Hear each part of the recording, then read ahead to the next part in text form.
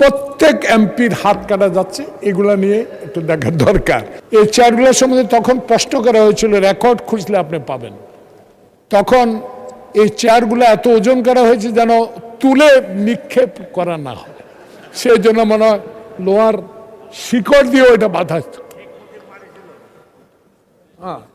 যাক, সেটা ইতিহাস আমার চেয়ে আমার বিজ্ঞ স্পিকার মহোদয় আরো বেশি জানে। তো এই চেয়ারগুলো এত ওজন, একটু আগে মাননীয় স্বরাষ্ট্রমন্ত্রী যখন ঢুকলেন, দেখেন পিছনে পিন, দেখেন সব সব হাত কেটে ফেলেছে, ধরা যায় না। দেখেন এই চেয়ারগুলো, এই যে সব পিনগুলো ওপেন, প্রত্যেক এমপির হাত কাটা যাচ্ছে, এগুলা নিয়ে একটু দেখার দরকার।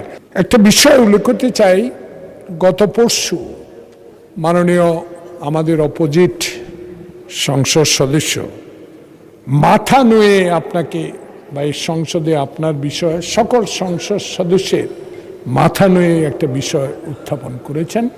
আপনি বলেছেন আপনি রুলস অফ প্রসিডিউর পড়ে এটা সিদ্ধান্ত দিবেন। এই বিষয়টা একটা সিদ্ধান্ত দেওয়ার দরকার। পৃথিবীর অনেক পার্লামেন্টে যাওয়ার আমার সৌভাগ্য হয়েছে, আপনার সাথেও। তো সেখানে আমরা দেখেছি এই নিয়মটা আছে, সে নিয়মটা কতদূর ইসলাম পরিপন্থী কিনা এবং আমাদের জাতীয় সংস্কৃতির বিষয়ে কোনো বাধা আছে কিনা, এই বিষয়ে আপনি সিদ্ধান্ত দেওয়ার মালিক। এই বিষয়টার সিদ্ধান্ত আপনি দিবেন। আর একটি বিষয় হলো, এখানে চেয়ার 300-র উপরে আছে। চেয়ারগুলোর অবস্থা, আমরা যারা 16 বছর এখানে, ম্যাক্সিমাম আর সহকর্মীরা পুলিশের দ্বারা নির্যাতিত, কারো কোমরে নাই, কারো হাতে ব্যথা, কারো পিঠে ব্যথা। এই চেয়ারগুলো বসা, পিছনে গ্যাপ প্রায় 3 ইঞ্চি। যখন এখানে বসা হয় তখন এই গ্যাপটা পূরণের একটা ব্যবস্থা গ্রহণ করার দরকার, কারণ এখানে অনেক ইয়াং এমপি আছেন যারাও বসতে পারেন না এখানে। আর এই চেয়ারগুলোর ওজন দেখেন, এটা করা হয়েছিল আমি জানি, আমি যখন 1991 সালে প্রথম মাননীয় দেশ নেত্রী বেগম খালেদা জিয়ার শাসনামলে আপনার সাথে এমপি হয়েছিলাম। এই চেয়ারগুলোর সম্বন্ধে তখন প্রশ্ন করা হয়েছিল, রেকর্ড খুঁজলে আপনি পাবেন। তখন এই চেয়ারগুলো এত ওজন করা হয়েছে যেন তুলে নিক্ষেপ করা না হয়, সেই জন্য মনে হয় লোহার শিকড় দিয়ে ওইটা বাধা।